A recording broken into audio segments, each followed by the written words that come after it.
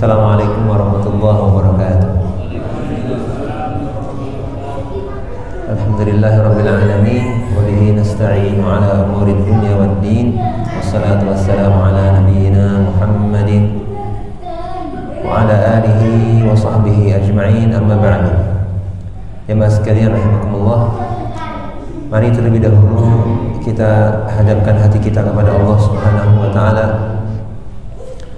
Dia yang Maha Pengasih, Maha Penyayang, Maha mengetahui segala ucapan dan perbuatan kita, baik yang zahir maupun yang batin.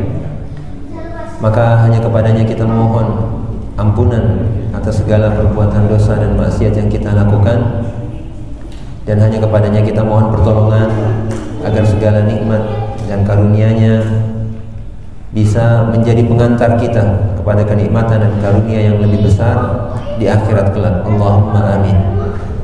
Kemudian salawat dan salam semoga selalu tercurahkan kepada Nabi kita Muhammad sallallahu alaihi wasallam, juga kepada keluarga beliau, para sahabat beliau, dan orang-orang yang mengikuti petunjuk beliau dengan baik hingga hari kiamat nanti.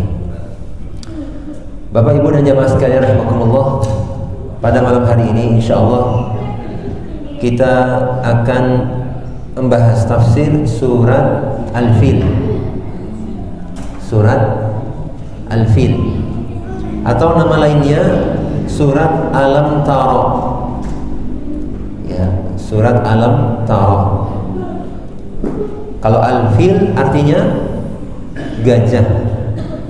Ya, filun itu artinya gajah. Karena dalam surat ini Allah Subhanahu wa taala menyinggung perkara pasukan bergajah. Ya, kita tahu ini ceritanya ya. Insyaallah nanti kita akan bahas sedikit.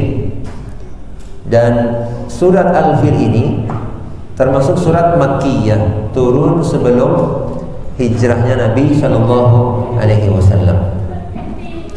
Allah Subhanahu wa taala berfirman, a'udzubillahi minasyaitonir rajim.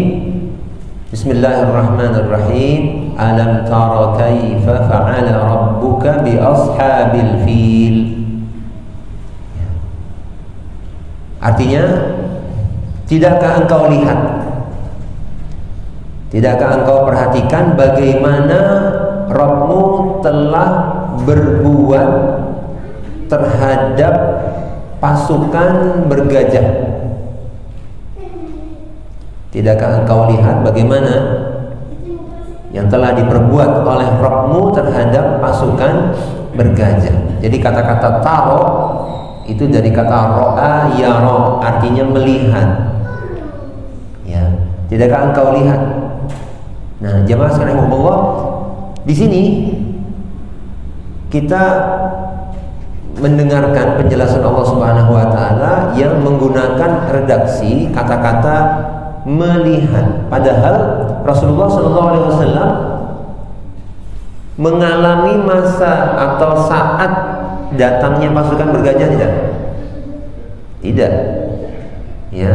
Jadi Rasulullah sallallahu alaihi wasallam itu lahir pada tahun gajah, tapi beliau tidak pernah melihatnya langsung.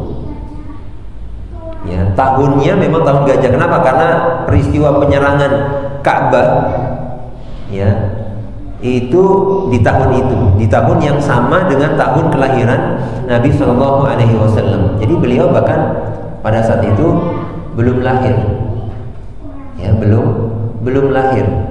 Jadi menjelang kelahiran beliau. Tapi kenapa digunakan kata taro, melihat? Tidakkah engkau lihat bagaimana Allah Subhanahu wa taala telah berbuat terhadap pasukan bergajah?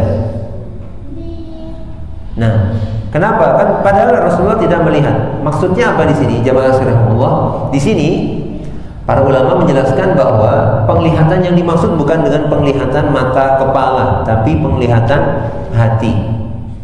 Ya, atau ru'yah ilmiyah, penglihatan ilmu. Ya, penglihatan ilmu. Yang dimaksud apa? Jadi kita kalau melihat sesuatu maka apa yang kita lihat meyakinkan atau tidak? Jamaah, saya lihat meja depan saya ini. Ya, saya tahu bahwa di depan saya ada meja. Ini meja saya ini. Ini meyakinkan atau tidak? Yakin ya? Yakin. Kecuali kalau yang kita lihat itu ilusi, bayangan. Ya, tahu-tahu ada sering gitu.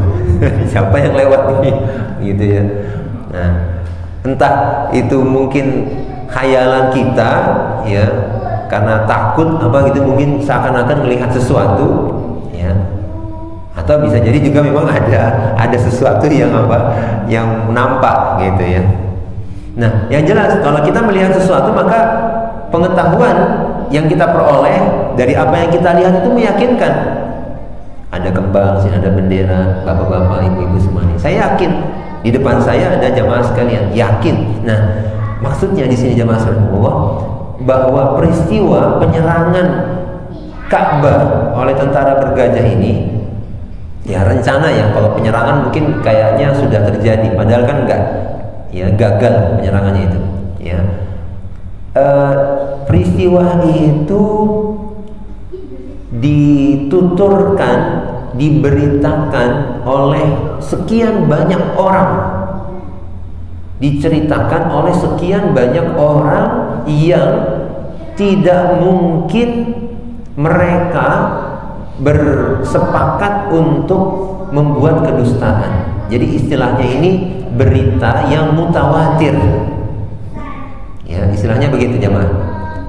Jadi kalau misalkan ada misalnya satu kampung nih, Sokonilo, satu kampung cerita, ya, misalnya ada satu kejadian tanggal apa, jam berapa, ya, kemudian cerita ke kampung sebelah, semua setiap ada orang Sokonilo ya, cerita banyak sekali yang cerita ini, akhirnya tersebar. Nah, berita seperti itu yang dituturkan, disampaikan oleh sekian banyak orang yang jumlahnya mustahil mereka bersepakat untuk membuat kedustaan, membuat kebohongan. Maka berita seperti ini namanya berita yang mutawatir.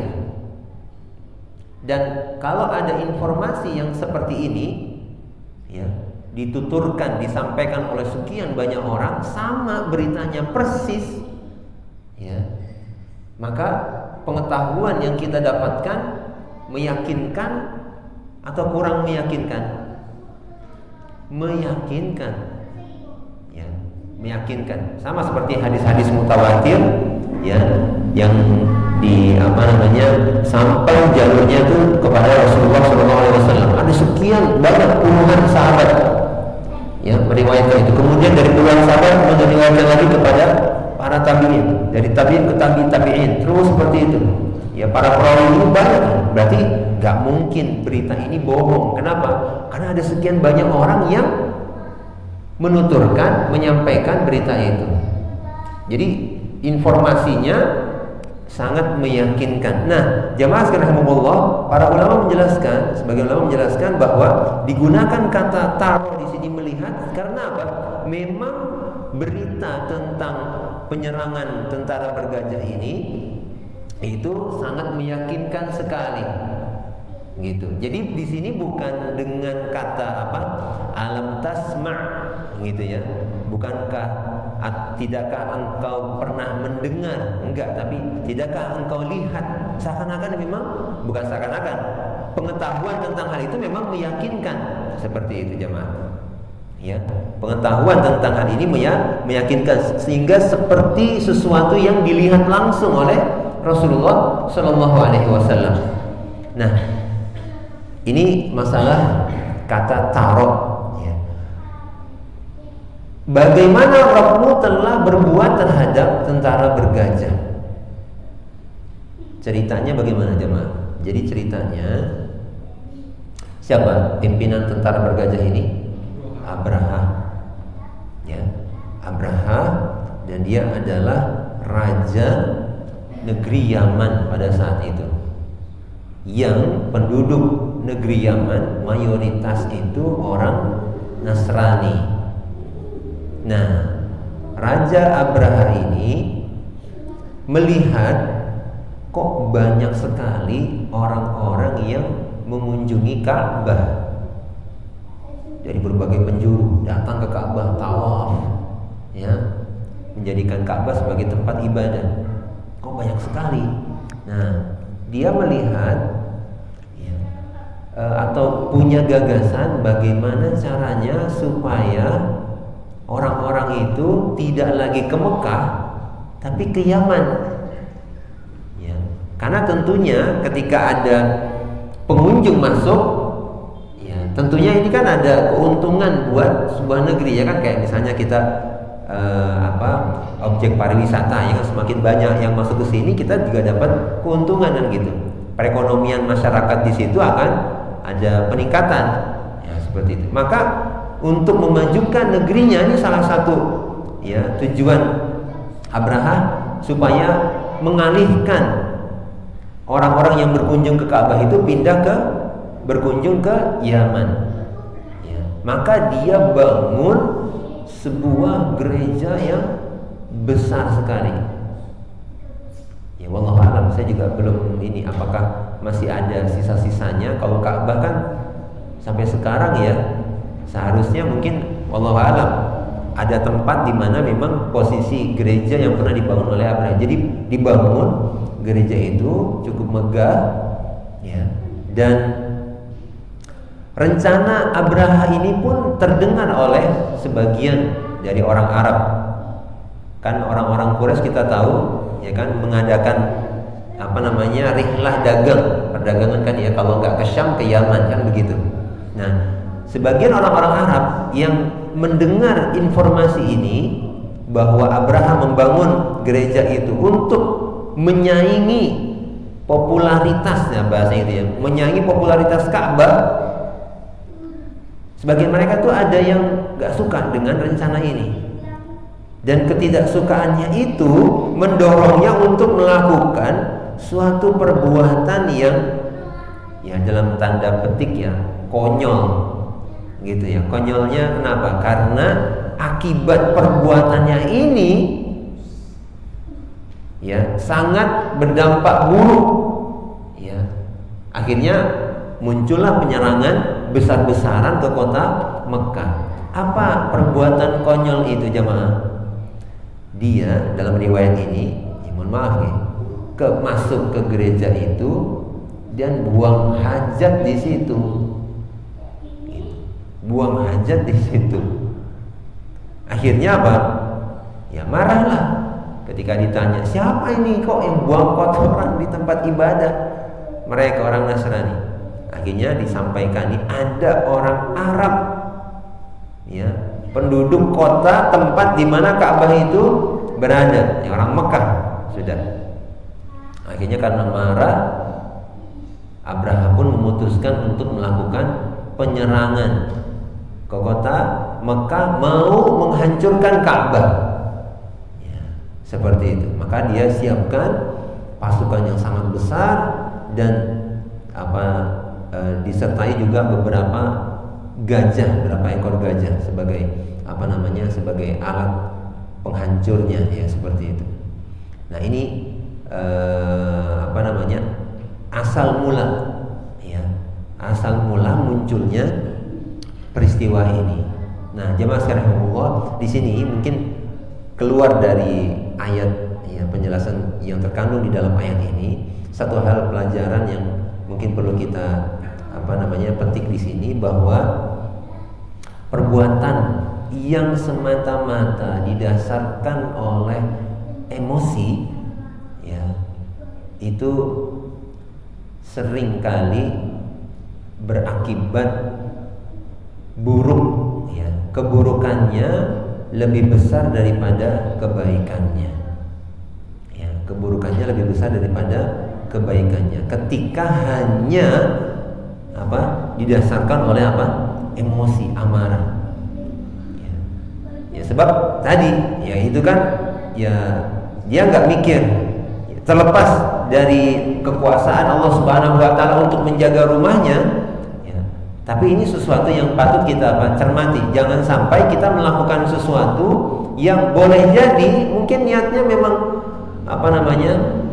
mau menghalangi, tapi ya jelas kalau caranya seperti itu siapapun ya tentunya tidak akan bisa menerima. Maka jemaah sekalian Allah, ini patut kita renungkan ya dalam kehidupan sehari-hari kita untuk tidak ya terpancing dengan emosi. Baik, kemudian Allah Subhanahu wa taala menjelaskan alam yaj'al kaidahum fi tadlil. Bukankah Ia telah menjadikan usaha mereka ya, usaha mereka, kaidahum, usaha yang bertujuan buruk ya, bertujuan buruk. Jadi di sini kata-kata kaid itu artinya pada asalnya apa? Menunjukkan makna mengatasi sesuatu dengan susah payah. Ya, makanya di sini saya terjemahkan dengan kata-kata usaha. Ya, sebagaimana tafsirnya di sini juga ya, makar mereka, ya, rencana buruk mereka, juga usaha mereka untuk menghancurkan Ka'bah. Allah jadikan itu semua fi tadlil, sia-sia. Sia-sia. Artinya apa? Jemaah sekalian Allah, dengan rencana yang begitu memakan biaya banyak tentu. Ya, perjalanan dari Yaman ke Mekah dengan begitu banyak orang, ya, kemudian kendaraan sampai Gajah seperti ini, ya tentu cukup banyak biaya yang dibutuhkan, yang dikeluarkan. Ya, makanya di sini apa? Ada kata-kata usaha karena memang tidak mudah. Tidak mudah mengerahkan sekian banyak orang untuk pergi ke Mekah seperti itu. Nah, tapi usaha yang seperti itu betapapun kuat, ya, pasukan tentara bergajah ini, namun Allah Subhanahu wa taala ya, menjadikan usaha mereka itu sia-sia. Artinya apa? Tujuan yang diinginkan tidak berhasil dicapai. Tujuan yang diinginkan tidak berhasil dicapai. Padahal kekuatan yang dikerahkan itu sudah sangat sangat besar sekali. Bahkan ada beberapa kelompok suku orang Arab itu berusaha untuk menghalangi mereka. Tapi langsung saya diterabas, nggak bisa karena sangat kuat sekali, ya, seperti itu. Nah, jadi di sini jamaah sekalian Allah, tentunya kita mengingat kebesaran Allah Subhanahu wa taala. Dialah yang maha kuasa, maha memiliki segala kerajaan langit dan bumi. Apapun yang Dia kehendaki pasti terjadi.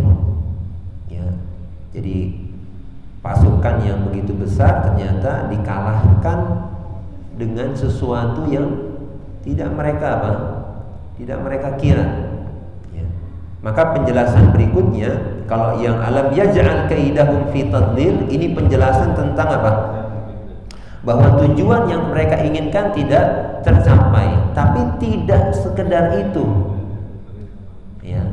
Kalau misalnya orang punya tujuan, ya, misalnya punya tujuan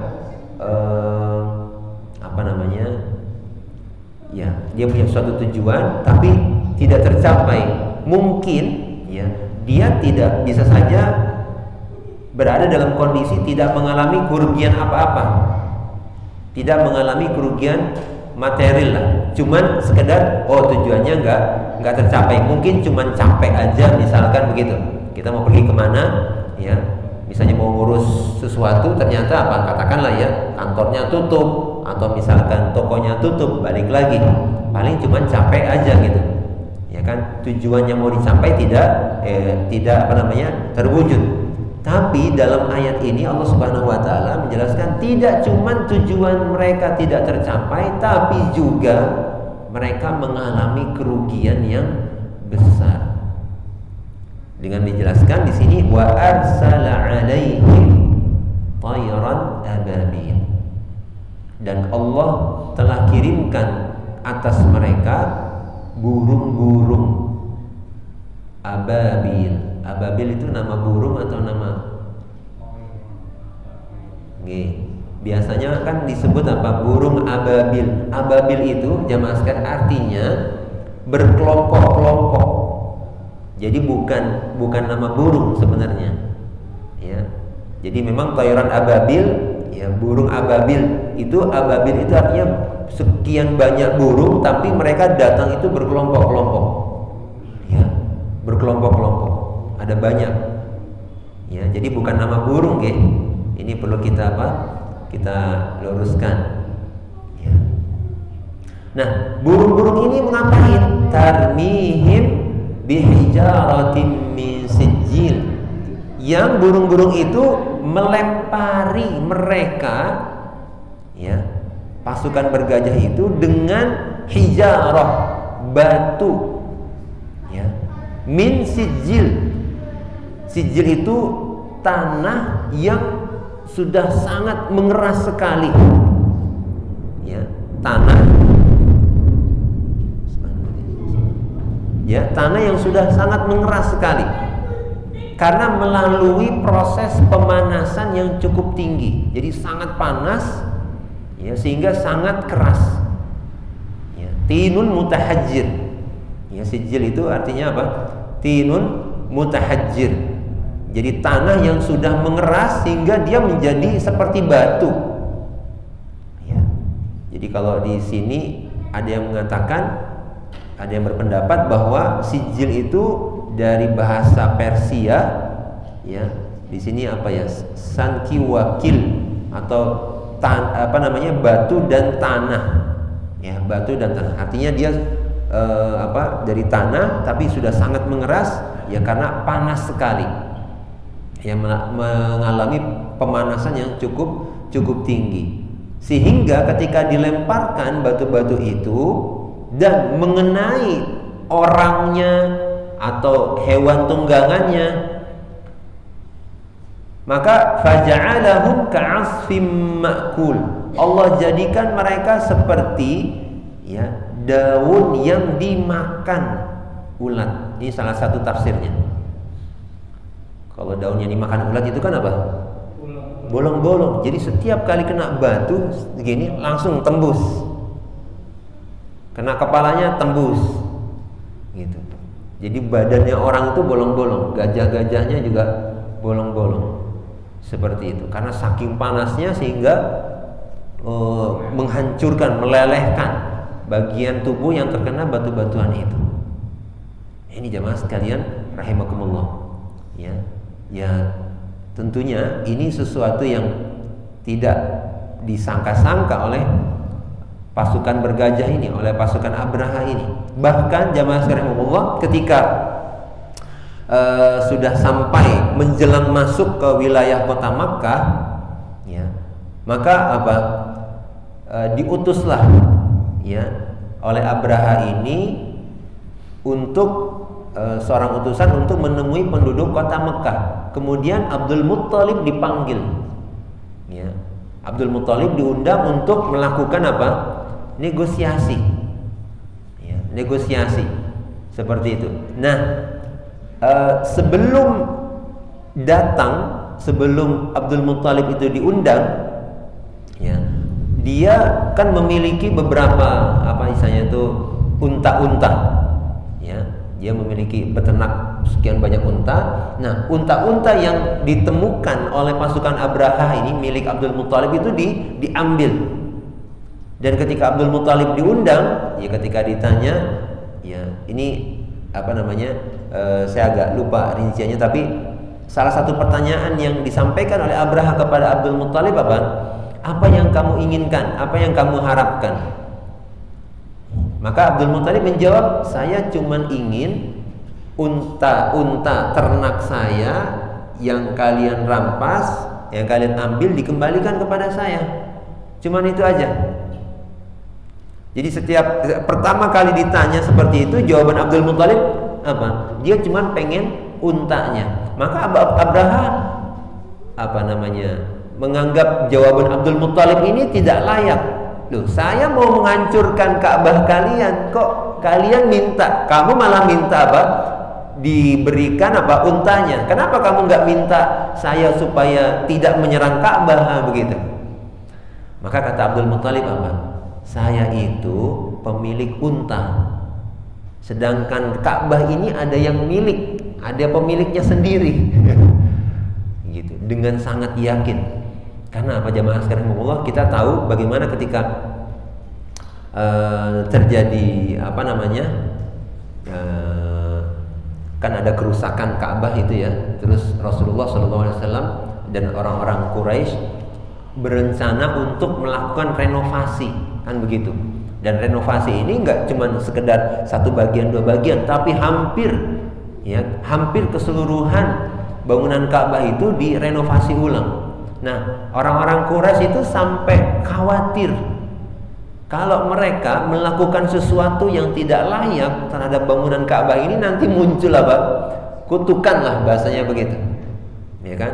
Nah, jadi takzim mereka kepada Ka'bah begitu besar. Maka Abdul Muthalib dengan sangat tenang, dia mengatakan begitu. Saya ini pemilik unta. Kalau rumah ini ada yang pemiliknya sendiri. Jadi ya biarkan nanti pemilik rumah ini yang dia melindungi rumahnya. Ya. Maka setelah seperti itu dia dapat pergi. Ya. Maka sebelum ketika mau meneruskan perjalanan mereka menuju Ka'bah, unta yang paling besar, ketika misalnya dari Yaman ke Mekah itu kan berarti dia menuju ke utara, kan Yaman kan sebelah selatan, gitu. Nah, ketika berjalan ke utara, ketika mau menghadap Ka'bah, ini gajahnya kalau nggak salah namanya Mahmud, gajah yang paling besar itu namanya Mahmud.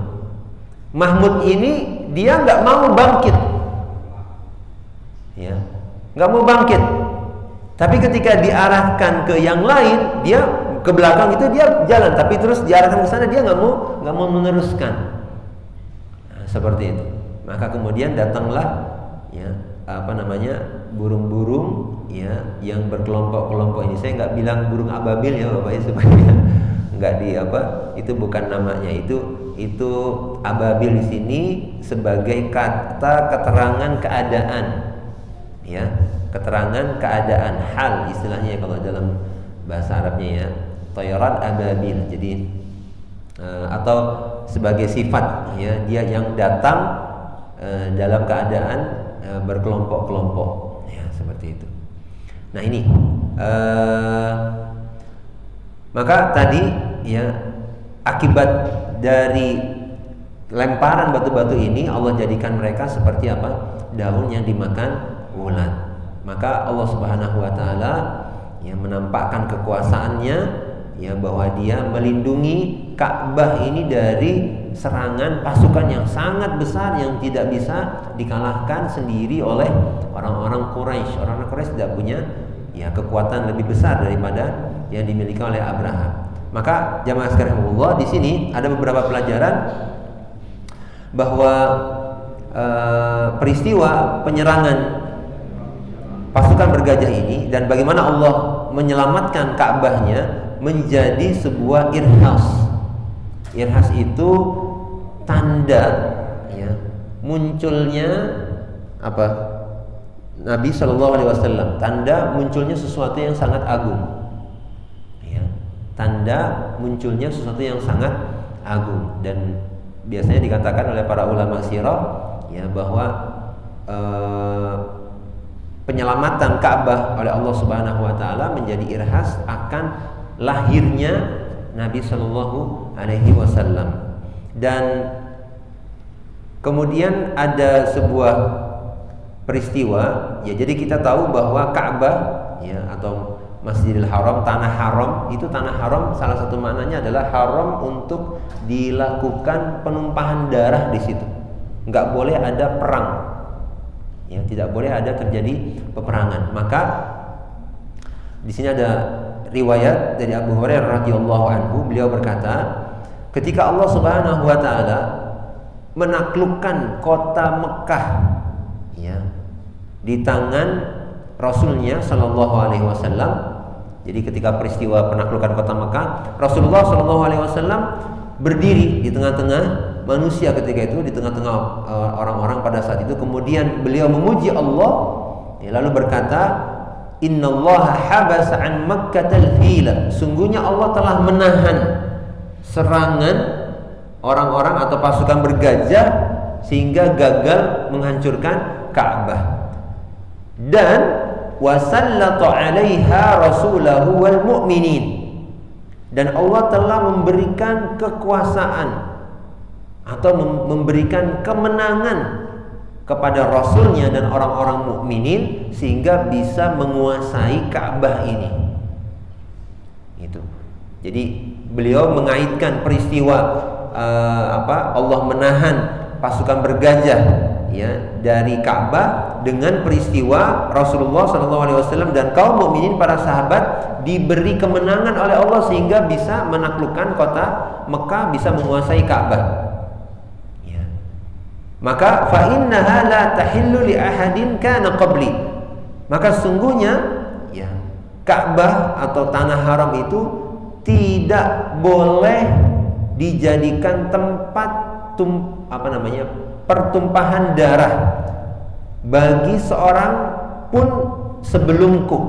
Jadi nggak pernah dijadikan Jadi kalau orang-orang Arab sendiri kalau misalnya sudah masuk tanah haram itu nggak ada yang sampai dibunuh orang di situ. Bahkan kalau misalnya dikejar-kejar misalnya ya, ada musuh nih dikejar-kejar mau dibunuh, maka biasanya dia menjadikan Ka'bah itu sebagai tempat perlindungan, ya, sebagai tempat perlindungan supaya dirinya tidak dibunuh. Maka jamaah sekalian Allah, Rasulullah SAW mengatakan apa? Ya, tanah haram itu tidak boleh, tidak halal dijadikan tempat terjadinya pertumpahan darah untuk seorang pun sebelumku. Dan wa innaha uhillat li sa'atan min nahar. Tapi kemudian ya pada saat ini dijadikan halal untuk beberapa saat gitu. Maksudnya dijadikan halal ini apa? Rasulullah SAW melakukan penyerangan terhadap penduduk Quraisy, penduduk kota Mekah.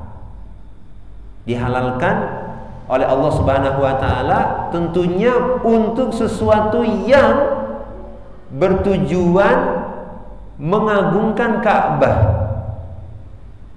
Mengagungkan Ka'bah. Kenapa? Karena pada saat itu kita tahu pada saat penaklukan kota Mekah, di Ka'bah itu ada sekian banyak berhala patung-patung. Ya, maka dengan Allah Subhanahu wa taala memberikan kemenangan ya kepada beliau dan para sahabat, ya sungguhnya ya dijadikan halal untuk tujuan mengagungkan Ka'bah itu, bukan untuk bukan untuk merendahkan, menghinakan, ya. Maka kemudian beliau mengatakan lagi wa innaha la tahillu li ahadin ba'di, maka setelah ini tidak boleh lagi ada pertumpahan darah atau penyerangan di kota Mekah ini. Ini salah satunya. Salah satu hal yang diterangkan oleh para ulama tafsir berkenaan dengan surat ini. Masih ada waktu? Baik. Jamaah sekalian Allah, jadi pelajaran lainnya ya. Dari sini kita melihat bagaimana Allah Subhanahu wa taala mengagungkan Ka'bah ini, ya, mengagungkan Ka'bah dan menjadikan Ka'bah itu sebagai haram. Sebagai haram artinya tempat yang suci, tidak boleh dilakukan pembunuhan atau perbuatan-perbuatan keji lainnya. Kemudian ada pertanyaan di sini, ya, yang mengandung memancing kita berpikir, kenapa peristiwa penyerangan pasukan bergajah ini tidak diulang dalam surat-surat lain? Kan kalau misalnya kisah Nabi Musa, para nabi itu biasanya kan diulang, apalagi Nabi Musa. Kisah Nabi Musa itu kan sering diulang di dalam Al-Quran. Kisah-kisah mungkin para nabi, mungkin juga misalnya rata-rata para nabi ya. Tapi kenapa kisah tentang hal ini tidak diulang, hanya disebutkan sekali di dalam Al-Quran? Maka dijelaskan di sini bahwa ya, tidak akan terulang kembali, walaupun nanti di masa akhir-akhir zaman Bapak ya, nanti akan ada orang yang diriwayatkan ya saya ininya yang menghancurkan Ka'bah ya, yang menghancurkan Ka'bah dan yang saya katakan menghancurkan Ka'bah. Bahkan lebih buruk lagi dari itu adalah ketika Allah Subhanahu wa taala menghapus tulisan Al-Qur'an ini sehingga benar-benar tidak lagi bisa dibaca. Jadi ini sudah kondisi akhir zaman ya, sudah sangat ekstrim sekali, sudah sangat buruk sekali. Jadi kenapa hanya satu kali saja dijelaskan di sini bahwa memang peristiwa itu ya bukan disebabkan, artinya azab yang Allah berikan kepada pasukan bergajah bukan disebabkan karena mereka mendustakan seorang utusan Allah. Ya kan? Karena hanya apa? Karena mereka berencana buruk untuk menghancurkan Ka'bah, bukan karena mendustakan seorang utusan yang Allah kirim kepada mereka. Kalau cerita tentang kaum Nabi, para Nabi ya dan kaumnya kan itu sering kali diulang. Ya, bagaimana Allah menghancurkan satu kaum ya diceritakan dalam satu surat ini, kemudian diceritakan lagi dalam surat yang lain. Kalau dalam ini hanya dalam satu surat Al-Fil saja. Ya. Pertama itu, yang kedua ya, supaya orang-orang musyrik tidak sampai mengira bahwa mereka punya kehormatan di sisi Allah dengan ya, kalau misalnya kisah ini diulang beberapa kali di dalam Al-Qur'an. Jadi jangan sampai mereka malah jadi gurur itu